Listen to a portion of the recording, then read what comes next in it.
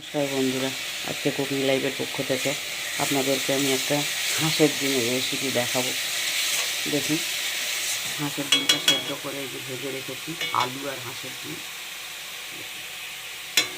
আর এই যে মশলা দিয়ে দিয়েছি, কড়াইয়ে তেল দিয়েছি, তারপরে জিরে দিয়েছি, গোটা জিরে, তারপরে আদা রসুন আর পেঁয়াজ দিয়েছি, আর কোনো মশলা না, আর হলুদ দিয়েছি, আর লঙ্কা একটু দিয়েছি, আর একটা গোটা লঙ্কা দিয়েছি, শুকনো লঙ্কা।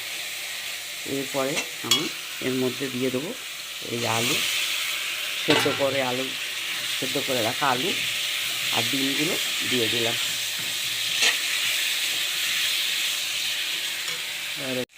আর আমি এর মধ্যে এরপরে দেবো, দেখুন তেলগুলো ছেড়েছে মশলা থেকে। এর মধ্যে আমি দেবো সস, টমেটো পিউরির বদলে আমি সস দিলাম।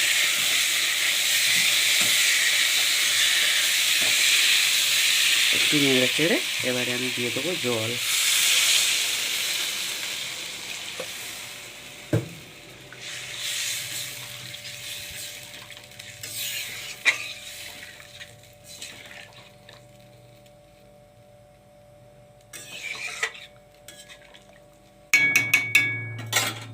দেখুন, এটা আবার হয়ে গেলে, নমস্কার বন্ধুরা, দেখুন আমার রান্নাটা কমপ্লিট হয়ে গেছে।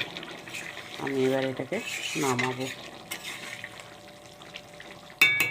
কত সুন্দর কালার এসছে দেখুন।